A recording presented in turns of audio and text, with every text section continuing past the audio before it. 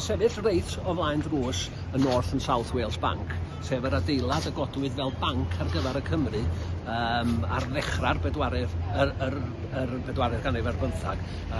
Y prif berson tu ôl i'r holl fenter yma oedd Jones Parry o'r Plas Madlyn yn Llŷn, ac mi nath o gydweithio hefo adeiladu'r a thonwyr i greu lle fysa'r bobl yma oedd yn gwneud y ffortiwn mawr yma gallu bancio'u harian, a mae'r adeilad yn union y fath heddiw ag oedd adag hynny.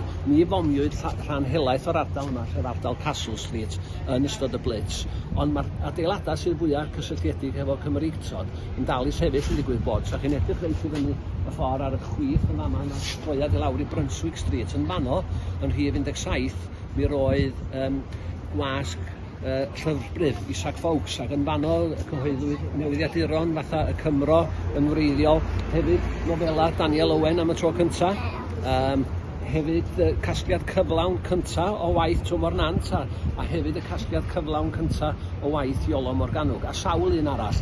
Felly dyna chi un adeilad sydd yn allweddol yn hanes argraffu Cymraeg. So chi'n dal i fynd i fyny stryd, reit i'r top ar yr ochr dde, mi welwch chi'r adeilad brics coch uchel na, sef rhif 9 Castle Street.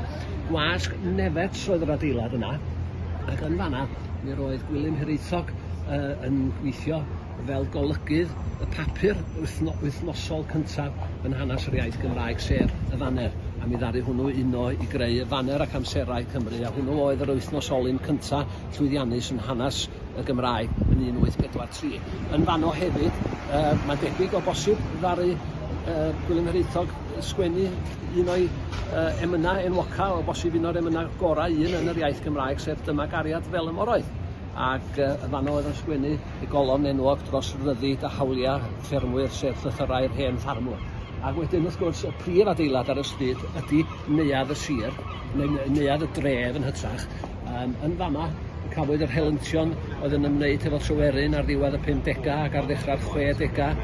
Hefyd, mi gynhaliwyd rhannau pwysig o Steddfodau Lerpwl yn 1884 ac 1900 yn y neuadd ar y nos Wener yn ystod yr Eisteddfod ar ei o gewri enwogion y cyfnod yn arweithiog yn siarad yna bobl fel Sir Henry Jones a hyn a llall.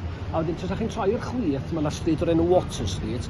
Lawr yn fano oedd pen cadlys y llongwr Cymraeg Sir Alfred Lewis Jones, y gŵr ddoth o Bananas i Brydain, y gŵr ddaru helpu llawer iawn ar drefed i geithi gorllewin Affrica. Person dradluol iawn, ond uchel iawn i barch yn Lerpwl, oherwydd nath o wneud lot fawr o waith philanthropaidd. A os ydych chi'n mynd i'r dde, a mi gewch chi hwn i gyd yn y llyfr, a os ydych chi'n mynd lawr i'r dde, i lawr Dale Street, mi os ydych chi'n chwilio ar y chwith am Hackins Hay, ac yn fanno oedd siop y Brython, sef y wasg honno oedd yn gyfrifol am cyfansoddiadau yr Eisteddfod Genedlaethol a rhestra testynau'r Eisteddfod Genedlaethol am gyfnod o 10 mlynedd ar 20. A mna lu o bethau eraill hefyd, ond falle ar eich taith rwan bod chi'n canolbwyntio just ar y pethau yma.